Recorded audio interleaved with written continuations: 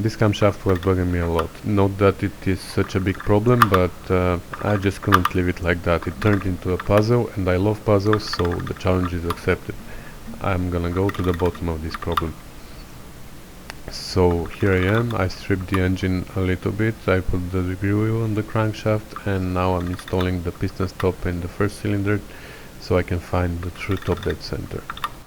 Here maybe I should say that this video is exclusively about numbers, camshafts, intakes, exhaust duration, etc., and there's no actual car restoration in it. So if someone's brain hurts from all these numbers, they should turn the computer off right now and go back to the garage to their 59 TR3 restoration.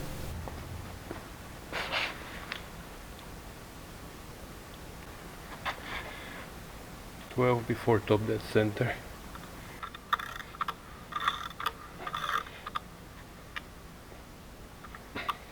And here it is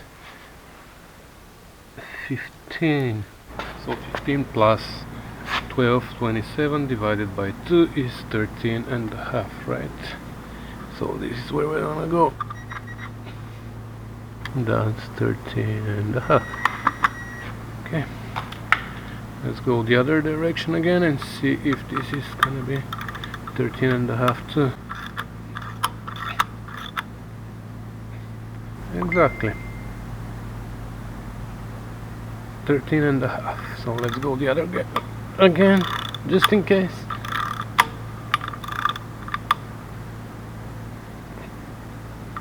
Yeah, 13 and a half. So the degree wheel is set. Now I can remove the stop.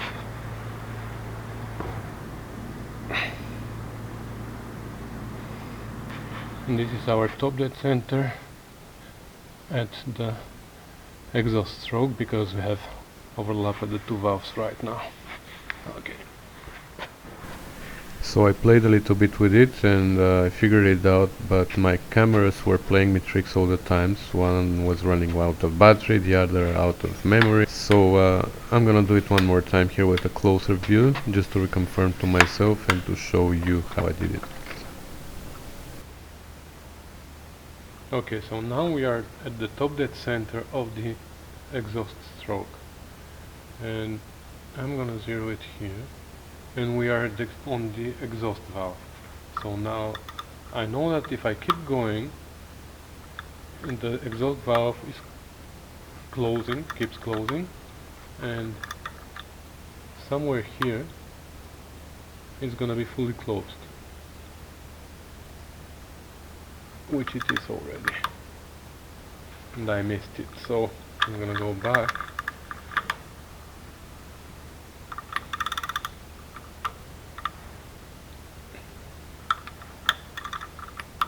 and I'm gonna go very slow so we can see when is it gonna reach the dead point, when it is fully closed.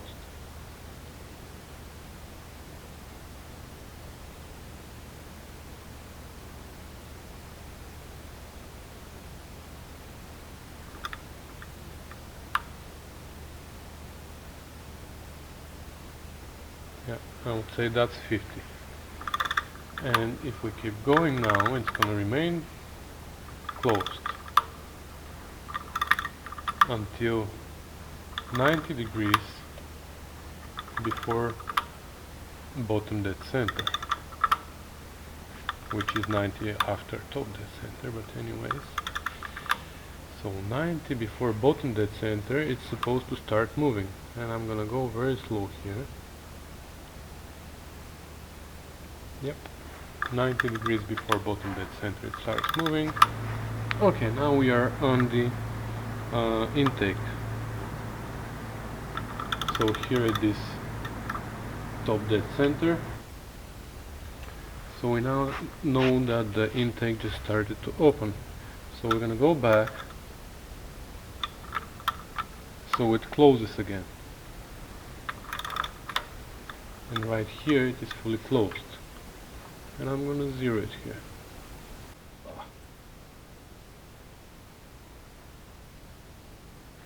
And now it is fully closed. And when I start going forward again, it's gonna start opening at some point, and we will see when, which was just now. Yeah, I'm gonna go back and I'm gonna do it slowly.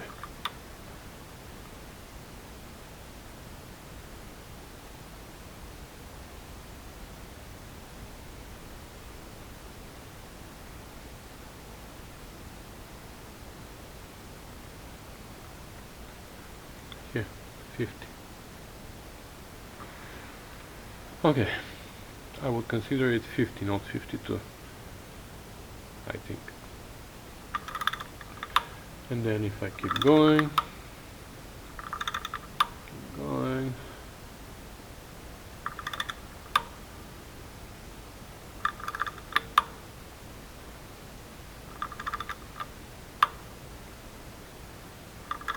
it's gonna go back to 0.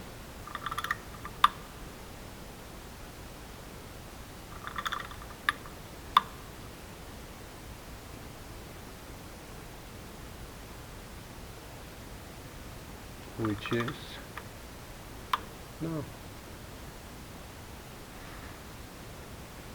Okay, I'm gonna return it and I'm gonna do it slowly again.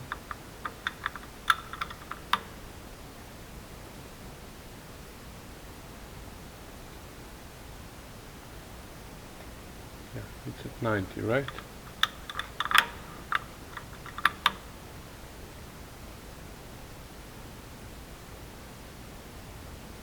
Yeah.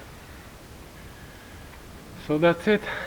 From 50 before top dead center to 90 after bottom dead center.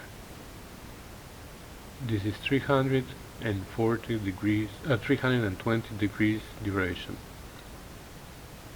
Never heard of that before.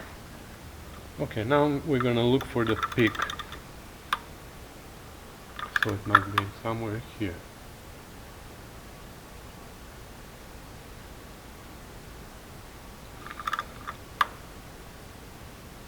So it goes to 92, and then it goes back, I guess. Yeah, so this is the peak, somewhere here. I'm gonna zero it here. You know, the peak lasts like 2, 3, 4 degrees, so we're not really sure if it's 110 or 112 or 108. So that's why we're gonna go down in both directions. First I'm gonna go counterclockwise 50 tau down, and I'm gonna see what's the degree wheel showing me. But I'm gonna go past 50 and I'm gonna approach it in the clockwise direction so there's no slack on the chain.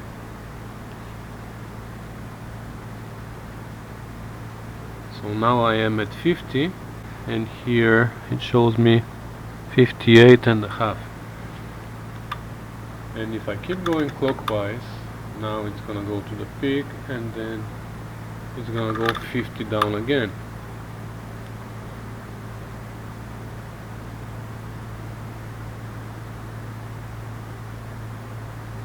Right here. So this is at 159 and a half to 58 and a half. That's 218. Divide that by 2, 109. So the peak of the lobe,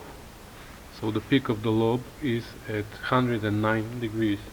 I guess it should be at 110, and we are 1 degree in advance as we set it up. So I believe that my timing is correct on this camshaft. The only problem with it is a performance camshaft with a very long duration, 320 degrees duration. I haven't heard of that. And the overlap is what? From minus 50 to plus 50, 100 degrees overlap. Okay, so with these numbers I sat on the computer and I wanted to put them in my mock-up degree wheel and see what the duration is going to look like. If we have an intake that opens at 50 before top dead center, and we have a duration of 320, I'm going to multiply by 320, so this is my duration.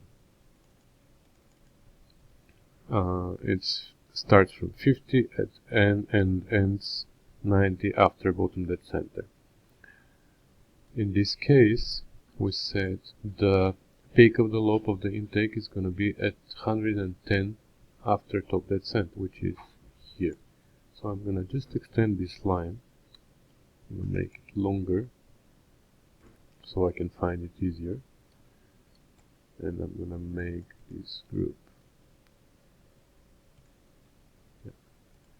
So this is how it looks like. From 50 before top dead center, peak of the lobe at 110 after the top dead center, and closes at 90 after bottom dead center. So with these numbers also I looked up in internet and I found this interesting website called TR6. It's a private website, belongs to somebody who took his time and put some really interesting figures in charts, and that's really nice of him. And the page hasn't been updated since April 2005, but considering the age of the cars, this is a brand new page, right? And what's interesting here is he put together this chart with all these camshaft specs available for TR6. But because it's hard for me to highlight here, I copied that and pasted it in Excel, so it's the same information here. These are the 4 camshafts that are from the manual, and from here they start many different camshafts with all the durations and all the information that they have. So I was looking at the duration here. The one that I have in the engine is 320. We have 256, 280, 300, 290, and when I kept going down I found this one. This is with duration 320, and these numbers here are pretty close to the numbers that I figured in the engine. So I figured 60, 90, 90, 60, and 110.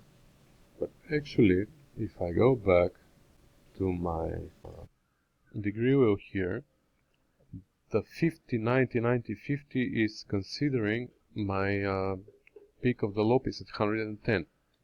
But what if my timing is not correct? What if the peak of the lobe is not at 110, but it is at 106? Like now it is 110, I'm going to move it to 106 right here. Come on, here. So let's see now. Where are we? It's 54 to 86. So if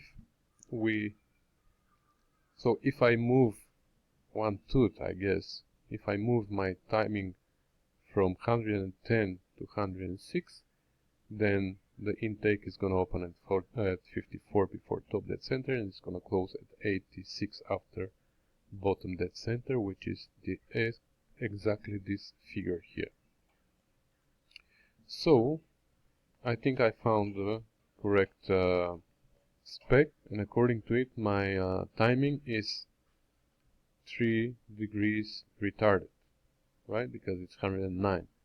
I thought it was 1 degree advanced, but it's actually 3 degrees retarded.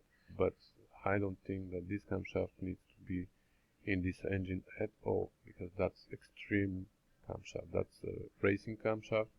I believe it's gonna use a lot of gas, and the car is not gonna idle properly and things like that. So I'm gonna talk to John, and I'm gonna suggest that we switch back to one of these.